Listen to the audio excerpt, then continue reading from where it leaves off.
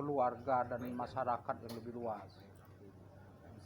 Tapi kalau makin tua makin mengkerucut ke keperluan pribadi itu susah.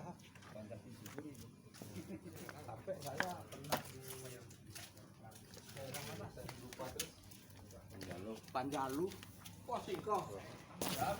itu nyaksiin orang seusia saya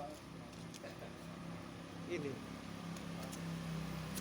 nyerahin tanah untuk keperluan Islamic Center lah, semacam pesantren. Yang diserahin tuh hektaran. Nah, ada satu saudara mereka yang alasannya saya perlu bicara dulu dengan keluarga, istri dan anak-anak. Diingatkan oleh kakak yang tertua, kalau seandainya terjadi hambatan dalam kompromi dengan keluarga itu, ingatkan. Kalau kita di usia begini masih mikir numpuk harta, itu bodoh.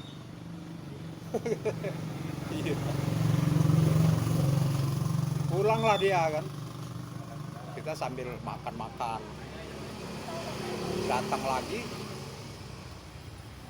sudah alhamdulillah bismillahirrahmanirrahim kami serahkan tanah letak dengan sertifikatnya. Nah, kehadiran saya di situ untuk mengumpulkan data untuk mendesain kawasan itu.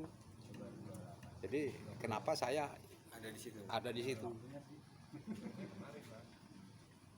Terus ada utusan dari Qatar juga. Jadi negara-negara Arab itu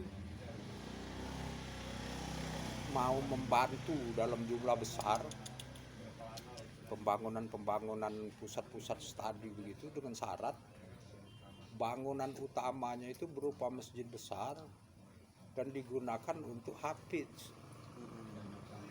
Itu yang masih dalam pertanyaan saya, apa urgensi besarnya hafiz?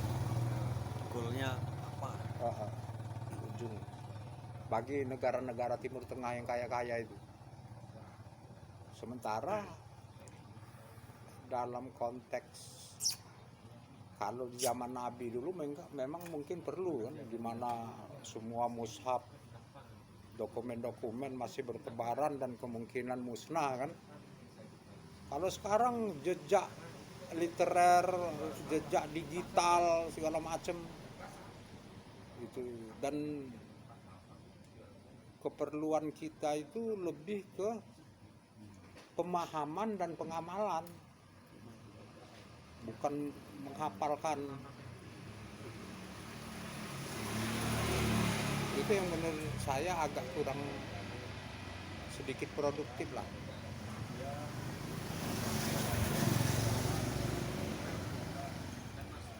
Nah, itulah baru saya ngeh kenapa pesantren-pesantren besar yang mendapat bantuan dari negara-negara Timur Tengah selalu mengutamakan hafiz Al-Quran itu.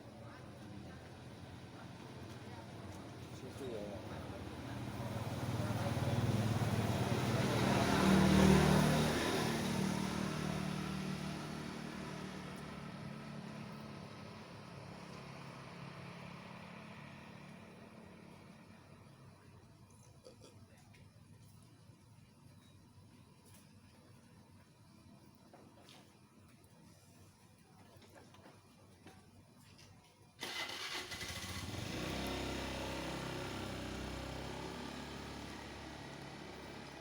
Sekarang beberapa PTN di Indonesia kan yang hafal 20 juz itu dia free. Pilih jurusan dan free sampai lulus. Nah, iya itu. Berarti kan sudah ada indikasi bahwa ada hubungan yang lurus atau perbandingan yang lurus antara hafiz dengan kemampuan intelektual. Karena kalau tidak begitu, nggak mungkin bisa berani itu. Ya, artinya standar kebenaran itu dari siapa? Korelasinya memang menunjukkan begitu. jangankan bisa menghafal Al-Quran, menghafal lagu. Saya sangat kagum dengan penyanyi-penyanyi panggung yang hafal lirik. Saya satu lagu pun mungkin termasuk Indonesia Raya belum tentu hafal runtut kalau saya disuruh. Tapi kalau penyanyi dangdut itu diminta lagu apa aja request nyanyi dengan bagus, termasuk cenggotnya, termasuk masuk nada apanya. Itu pasti orang cerdas. Itu kalau menurut saya. Nah, jadi kecerdasan dari tingkat dilihat dari aspek penghafalan. Orang yang banyak hafalannya bisa menghafal, itu salah satu indikator dari dia cerdas. Tapi yang saya tanya tadi, standar kebenaran itu hanya satu kan, bisa juga dari aspek pemahaman. Itu. Ayo, Pak. Nah, pemahaman ini lebih Biar ke sambil. misalnya kalau Quran itu tafsir. Biar sambil ini. Ay, Pada tak? santap, Iya, silakan. santap.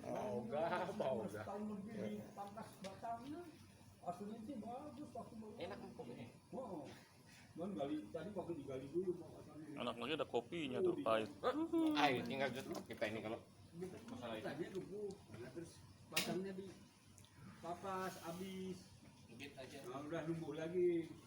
Kalau ukurannya untuk menerima mahasiswa baru, dia banyak hafalan Al-Quran, itu benar juga. Tapi dia salah satu kan sebenarnya. Aspek dia mudah menghafal. Tapi sebenarnya Bogor kali. menghafal Al-Quran itu kayaknya, karena saya belum pernah Kali masih mudik ke itu Bogor. agak lebih mudah daripada menghafal teks buku, misalnya Hamlet. Atau buku apa yang terkenal, puisi-puisinya Hairil Anwar lah, ini antologinya. Itu mungkin bisa lebih mudah, karena walaupun saya belum pernah satu kali pun berusaha untuk serius menjadi hafiz, tapi kalau dengar orang ngaji yang saya udah pahami beberapa kali, saya bisa ngikutinya. Itu, oh ujungnya ke sini. Nah, kayaknya begitu perasaan saya, bukan meremehkan, karena itulah ajaibnya Al-Quran. Gitu. Ingat palanya aja buntutnya. Iya, nah Pak Wir aja udah bisa ngomong begitu. Makanya Saya buta. aja udah tua begini. Saya kan masih ngaji sama Pak Nur tuh. Jadi di atas turun. Misalnya Pak Wir 2 minggu ini setor Al Imran 2 ain atau 3 ain. Alhamdulillah bisa. Ini ya. Dan yang dulunya yang susah dipelajari itu apa makrotnya, banyak pendeknya itu. Kalau kalimatnya sih gampang aja. Masih setoran. Coba ini hafalin yang kemarin konsep yang Pak Wir baca untuk di Ya. apa sebagai ketua. Pembukaan. Belum tentu ingat lagi kan, walaupun dia Karena yang jarang nyiapin. dipakai. Ya, iya. Agak Dan jarang dengar. pas dan ataunya titik komanya kan, nah gitu intonasi. Tapi kalau Kalau Komedi kemarin di Istiqomah ya? Hah? Sholat di Istiqomah? Di rumah saya, Oh di rumah. jadi udah pengalaman jadi khotib. Ternyata walaupun di rumah itu beban mentalnya berat. Dan ada 5 orang sih ya? Iya, Pas. apalagi kalau di masjid itu orang yang biasa di masjid. Ya pertama saya memang nggak ada persiapan, saya cuman rukunnya aja yang saya pahami. Kita baca ini takbir tahmid itu 9 kali, apa khutbah pertama, yang kedua 7 kali kan. 75 Pak. Oh, ininya Khutbahnya. khutbahnya ya. Khutbahnya. Itu aja. Sudah itu kalau kita posisi duduk tidak perlu ada duduk apa dibikin dua khotbah Saya langsung aja. Oke. Oh ya, oke. Pak. Habis makan singkongnya jalan. Tema saya tentang perubahan. Pertama, kondisi yang sekarang ini kan membuat kita harus berubah. Covid itu membuat kita meskipun berada di dunia normal lagi, nanti itu new normal. Gitu. Nah, kemudian hakikat perubahan itu dari diri sendiri. Itu aja intinya. Nah, kalau kita tidak memulai ini menyadari perubahan itu, kita akan tersudut di dunia global. Itu aja.